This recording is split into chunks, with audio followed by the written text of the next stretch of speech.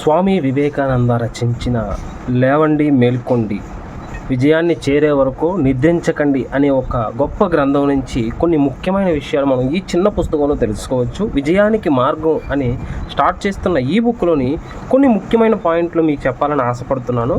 వాటిని నేను ఇలా చేశాను. చూడండి, లేవండి మేల్కొండి, ఇక నిద్ర చాలించండి. అన్ని కోర్కెళ్ళి అన్ని దుఃఖాల్ని అధిగమించే అద్భుతమైన శక్తి మీ ప్రతి ఒక్కరిలోని ఉంది అని మనకి వివేకానందుడు చెప్తున్నాడు. ఇలాంటి మాటలన్నీ వినేటప్పుడు మనకి చాలా ఆనందంగా అనిపిస్తుంది కదా. దీని ముఖ్యమైన పాయింట్ చూసుకుంటే కనుక, బలమే జీవితం అంట, దౌర్బల్యమే మృత్యు అంట. బలమే ఆనందమైనది, అమరమైనది, అనంతమైనది. తర్వాత నెక్స్ట్ పాయింట్కి వెళ్దాం. నేను ఇలా పేపర్లు పెట్టానంటే అక్కడ మంచి మంచి పాయింట్స్ ఉన్నాయండి. నెక్స్ట్ పాయింట్ చూసుకుంటే కనుక, దేనికి భయపడవద్దు, నీవు అద్భుతమైన కార్యాలు చేయగలవు. భయపడిన తక్షణమే నీవెందుకు పనికి రాకుండా పోతావు. లోకంలో దుఃఖానికంతా ముఖ్య కారణం ఈ భయమే. మనం అనుభవించే అనర్థాలకు భయమే కారణం అంట. కానీ నిర్భయత్వం ఒక్క క్షణంలోనే స్వర్గాన్ని తెచ్చిపెడుతుంది. అందుకే మేలుకో, గమ్యం చేరే వరకు ఆగవద్దు. ఈ సూపర్ మాటలు కదా. ఈ బుక్ అయితే మాత్రం చాలా ఇష్టం నాకు. ఆ తర్వాత పాయింట్ చూసుకుంటే కనుక, మానవ చరిత్రను పరికిస్తే ఉన్నతులైన స్త్రీ పురుషుల జీవితాల్లో అన్నిటికన్నా ఎక్కువ సామర్థ్యాన్ని ఇచ్చిన మూలశక్తి వారి ఆత్మవిశ్వాసమే. నిజంగా మనం ఆత్మవిశ్వాసాన్ని ఎప్పుడైతే కలిగి ఉంటామో అప్పుడు ఏ పనినైనా సాధించగలమనే విషయాన్ని మనకి మరొకసారి మహానుభావుడు చెప్తున్నాడు.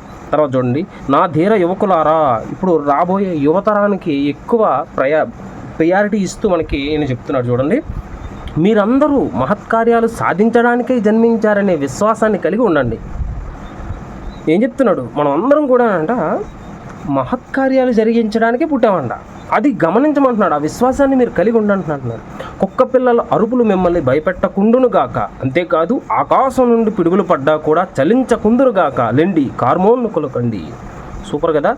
ఆకాశం నుంచి పిడుగులు పడ్డా కూడా భయపడొద్దు అంటున్నాడు. మన రక్తంలో సాహసం, ఉత్సాహం తప్పకుండా ఉండాలి. మీరు పేదవారని, మీకు స్నేహితులు లేరని అనుకోకండి. ఓహో, ధనం మనిషిని తయారు చేయగా ఎవరైనా చూశారా? మనిషే ఎప్పుడు ధనాన్ని తయారు చేస్తాడు. ఈ ప్రపంచమంతా మానవుని సామర్థ్యంతో, ఉత్సాహ శక్తితో, విశ్వాస శక్తితో నిర్మితమైంది. చాలా మంచి మాట కదా. మనం అందరం డబ్బును మనమే తయారు చేస్తున్నాం. ప్రింటింగ్ మిషన్లు ఇవన్నీ మనమే కనిపెట్టాం, మనమే కాయిన్స్ అనేవి తయారు చేస్తున్నాం. కానీ ఆ డబ్బు కోసం మనిషి పరిగెడుతూ మానవత్వాన్ని మరిచిపోయిన రోజులు ప్రజెంట్ మనకు కనిపిస్తున్నాయి. నెక్స్ట్ పాయింట్కి వెళ్ళిపోదాం స్పీడ్గా. సంకల్ప శక్తి అంట. మహత్కార్యాలు ఎన్నడైనా విఘ్నాలు లేకుండా సులభంగా సాధించబడతాయా? సమయం, సహనం, అంతులేని సంకల్పంతోనే ఇవి సాధించబడతాయి. విజయం పొందాలంటే అంతులేని పట్టుదలను, ప్రబలమైన సంకల్ప శక్తిని నీవు కలిగి ఉండాలి. నేను సముద్రాన్నే తాగేస్తాను, నా సంకల్ప శక్తితో పర్వతాలు కూడా పొడి పొడిగా కావలసిందే అని పట్టుదల ఎవరిదైతే ఉంటుందో వాడు వీర్యోత్సాహంతో, దృఢ సంకల్పంతో కష్టపడి పనిచేస్తే కనుక తన గమ్యాన్ని ఖచ్చితంగా చేరుతాడని ఈ సంకల్ప శక్తి అనే మాటలో చెప్తున్నారు. నెక్స్ట్ పాయింట్కి వెళ్దాం. లేచి నిలబడు, ధైర్యం వహించు, బలవంతుడివి కా, బాధ్యతనంతా నీ భుజాలపైనే వేసుకుని నీ విధికి నీవే కర్తవని తెలుసుకో. నీకు కావలసిన బలం, సహాయం అంతా నీలోనే ఉంది. అందుకే నీ భవితవ్యాన్ని నీవే నిర్మించుకో. సూపర్ వచనం ఇది కూడా. నిన్ను నువ్వే ఉద్ధరించుకో మిత్రమా, వేరెవరూ నీకు సహాయం చేయలేరు. నీకు నువ్వే ప్రబల శత్రువి, నీకు నువ్వే ప్రగాఢ మిత్రువి. నిజమైన మాట ఇది. మనకి మనమే మిత్రుని, మనకు మనమే శత్రువుని. ఎప్పుడైతే మన తప్పుల్ని మనం గమనించుకుంటామో, ఎప్పుడైతే మనలో ఉన్న శక్తిని మనం తెలుసుకుంటామో అప్పుడే మనం ఏ కార్యాన్నైనా కూడా చేయగలుగుతాం. పోరాడు, ఒక్క అడుగు కూడా వెనక్కు వేయవద్దు. ఇదే భావం. ఏమైనా రాని పోరాడి తేల్చుకో. గ్రహతారలు గతులు తప్పని, లోకమంతా నిన్ను ప్రతిఘటించని, మరణమంటే దుస్తులు మార్చుకోవడమే దానిలో ఏముంది, అందుకే పోరాడు. పిరికి వాడివైతే నీకు ఒరిగేది ఏమీ లేదు.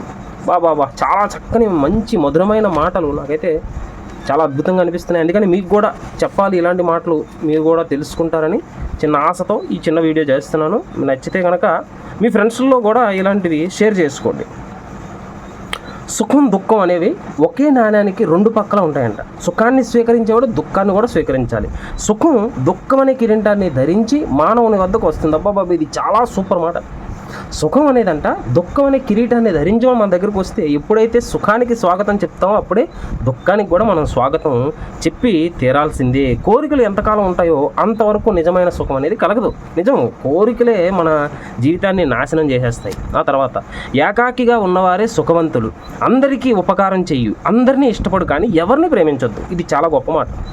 మనం అనుకుంటాం మన కుటుంబాన్ని, మన భార్య, పిల్లలు, భర్త, ఇలా మనకు సంబంధించిన వాళ్ళందరినీ ఎక్కువగా ప్రేమించడం వల్ల ఆ బంధమే మనకు దుఃఖాన్ని మిగులుస్తుందని మన వివేకానందులు చెప్తున్నారు. అది ఒక బంధం, ఆ బంధమే దుఃఖాన్ని కలిగిస్తుంది. నీ మనసులో ఏకాకివై జీవించు, అదే నీకు ఆనందాన్ని కలిగిస్తుంది. ఒంటరి వాడికే సుఖం అంట, ఆనందం అంట. అలా అని మన కుటుంబ సభ్యులు విడిచిపెట్టామని చెప్పడం లేదు, కానీ ఎక్కువగా అమితంగా ప్రేమించొద్దు, అమితంగా వారి మీద ఆశ ఉంచుకోవద్దని చెప్తున్నాడు. నీకు ఆకలి వేస్తే తీపి పదార్థాలను, నేతితో వేయించిన వాటిని మురికి కాలంలో పడేసి 1 పైసా విలువ చేసే మరమరాలు కొనుక్కో. అది చౌకే కాక ఎక్కువ పుష్టికరం కూడా. అన్నం, పప్పు, పొట్టు తీయన గోధుమ పిండి చపాతీలు, చేపలు, కూరగాయలు, పాలు, ఈ ఆహారాన్ని తీసుకుంటే సరిపోతుంది. ఇది ఆహారం విషయంలో కూడా ఒక గొప్ప మాట మనకి చెప్తున్నాడు. మనం స్వీట్స్, హాట్స్ అని చెప్పి చాలా వేస్ట్ ఫుడ్ అంతా తీసుకుంటాం, కానీ అవన్నిటికన్నా కూడా మురమరాలు అంటే మురీలే చాలా శ్రేష్టమైనవి, ఆరోగ్యానికి కూడా మంచివని చెప్తున్నాడు మనకి వివేకానందుల వారు. మధ్యలో ఎక్కడ లేనట్టుంది. నెక్స్ట్ పాయింట్కి వెళ్ళిపోవడం. నెక్స్ట్ పాయింట్, భయపడకు. నీవు ఎన్నిసార్లు పరాజయం పొందావో ఆలోచించకు, దానిని లెక్క చేయకు. కాలం అనంతం, ముందుకు సాగిపో. నీ ఆత్మశక్తిని మరలా కూడగట్టుకో. వెలుగు వచ్చే తీరుతుంది. వెలుగు అనేది వచ్చే తీరుతుంది. కాబట్టి పడిపోయాము, భయపడ్డాము, మనం ఓడిపోయామని సిగ్గుపడొద్దు, భయపడొద్దు, వెనకడుగు వేయొద్దు. ఇది చాలా పెద్ద వచనమే ఉంది ఇక్కడైతే. చూద్దాం. మతం గురించి కూడా వివేకానందుల దృష్టిలో ఉన్న మాటలు మనం చూద్దాం. మతం అంటే స్వతః సిద్ధంగా మనిషిలో ఉన్న దివ్యత్వాన్ని వ్యక్తం చేయడం. పవిత్రంగా, నిస్వార్థంగా ఉండడానికి సదా ప్రయత్నించు. మత సారమంతా అయితే ప్రతి మతం కూడా చెప్పేది ఇందే. నిస్వార్థంగా ఉండు, పవిత్రంగా ఉండు, నీ శత్రువుల్ని ప్రేమించు, నీ పొరుగువారిని సైతం ఇష్టపడు, వితంతువుల కన్నీళ్లు తుడిచివేయలేని, అనాథుల నోటికి అన్నం పట్టెడన్నం అందించలేని దేవుణ్ణి కానీ మతాన్ని కానీ నేను నమ్మను. నిజమే కదా. ఇప్పుడు కనిపించని దేవుణ్ణి పూజించి దేవుడికే భోజనాలు పెట్టే బదులు కనిపించే పేదవాళ్ళకి సహాయం చేస్తే వాళ్ళలోనే మనం దేవుణ్ణి చూడొచ్చు. అలాంటి మతాన్ని నేను నమ్మనని చెప్తున్నాడు. నీతిమంతునిగా ఉండు, ధైర్యశాలిగా ఉండు, విశాల హృదయంతో ఉండు, నీతి మార్గానికి కట్టుబడి ఉండు, తెగింపు అనిపించే ధైర్యం వహించు. మత సిద్ధాంతాలతో నీ తలను బరువెక్కించుకోవద్దు. పిరికి పందులు మాత్రమే పాపం చేస్తారు, ధైర్యవంతులు ఎప్పుడూ చేయరు. పాపం అనేది చేయడానికి ధైర్యవంతులు అంటే పాపాన్ని చేయరంట. వీరు మనస్సులో కూడా పాపాన్ని తలవరు. ఎటువంటి వారైనా సరే ప్రతి ఒక్కరిని ప్రేమించు, మానవునిగా మెలుగు. శత్రువైనా, మిత్రువైనా, వాడు పనికి మాలినవాడైనా, పేదవాడైనా, డబ్బున్నవాడైనా ప్రతి ఒక్కరిని ఒకేలా ప్రేమిస్తే అప్పుడు నువ్వు పాపం అనేది చేయమని చెప్తున్నాడు. ఇది గొప్ప మాట అండి. ఈ మధ్య మనకి మత కలహాలన్నీ చాలా ఎక్కువైపోతున్నాయి మన ఈ సమాజ ప్రపంచంలో. ఇప్పుడు చూసుకుంటే కనుక మతం గురించి ఎప్పుడూ కలహించకు. మతానికి సంబంధించిన కలహాలు, వివాదాలు మనలో ఆధ్యాత్మిక లేదని చాలా గొప్ప మాట ఇది. మతం గురించి ఎప్పుడు కలహించొద్దంట. ఆ మతం గురించిన వివాదాలు పెట్టుకుంటే కనుక మనలో ఉన్న ఆధ్యాత్మికత లేదని తెలియజేస్తాయంట. మత కలహాలు ఎప్పుడు నిరర్థక విషయాలపైనే జరుగుతుంటాయి. పవిత్రత, ఆధ్యాత్మికత లేనప్పుడు ఆత్మ శుష్కించిన తరువాతే కలహాలు ఆరంభమవుతాయి. అంటే మనం నిష్టగా లేమని, మనం మంచిగా లేమని చెప్పడానికి మత కలహాలు అనేవి ఆరంభమవుతాయనే మాట మనకు చెప్తున్నారు. కోట్ల మంది అన్నార్తులై, అజ్ఞానులై జీవించినంత వరకు వారి శ్రమ ఫలితంగా తాము విద్యావంతులై వారిని పూర్తిగా నిర్లక్ష్యం చేస్తూ వారి సంక్షేమాన్ని పట్టించుకొని ప్రతి ఒక్కరిని నేను దేశద్రోహిగా జమ కడతారంట. ఇది మాత్రం చాలా కొంచెం కఠినమైన మాటగానే మనం చూసుకోవచ్చు. ఈ రోజు కూడా మన భారతదేశంలో ఇంచుమించుగా 30 కోట్ల మంది ప్రజలు ఒక పూట తినకుండా పడుకుంటున్నారంట నైట్. అంటే మధ్యాహ్నం తింటే నైట్ తినరు, నైట్ తింటే మధ్యాహ్నం తినరు. అంటే మనం 3 పూట్ల భోజనం చేస్తాం కదా, అలా వాళ్ళు 2 పూటలతోనే సరిపెట్టుకుంటున్నారంట. 2 పూట్ల భోజనం చేసే వాళ్ళు కోట్ల మంది ఉన్నారు మన భారతదేశంలో. అంటే ప్రపంచం మొత్తం ఇంకెంతమంది ఉన్నారు. మన పొరుగువారి, మన చుట్టూ ఉండేవారిలోని కొంతమందిని గురించి ఆలోచించి అలా భోజనం చేయకుండా పడుకునే వాళ్ళు కానీ, అజ్ఞానంగా జీవించే వాళ్ళు కానీ, వాళ్ళ యొక్క శ్రమతో మనము గొప్పవాళ్ళుగా అయ్యే వాళ్ళగా ఉంటే కనుక అలాంటి వాళ్ళే నిజమైన దేశద్రోహులని వివేకానందుల వారు చెప్తున్నారు. ఇది వినడానికి చాలా కష్టంగా అనిపించవచ్చు, కానీ ఫ్యాక్ట్ అయితే ఇదే. ఆ తర్వాత చూడండి,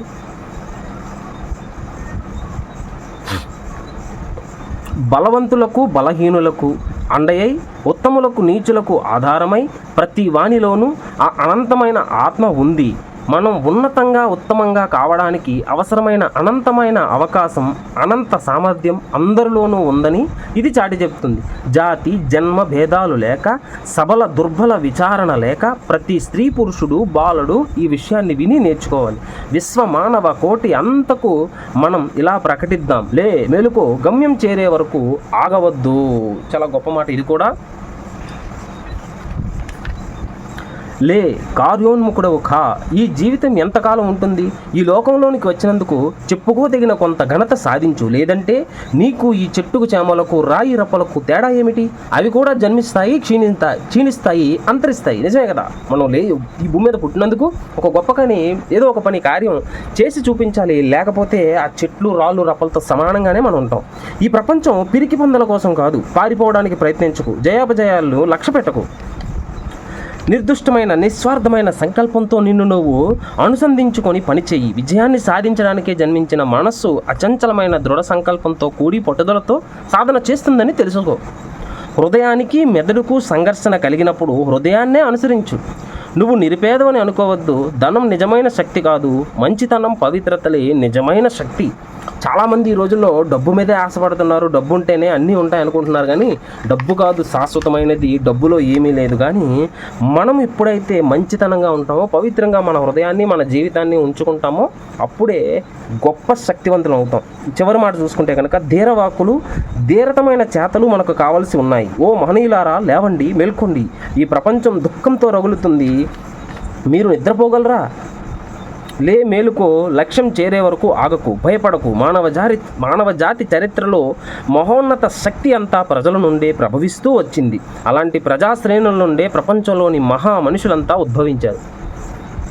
ఓకే ఫ్రెండ్స్, ఈ చాలా మంచి మాటలతో వివేకానందుల వారు మనకి పుస్తకాన్ని అందించారు.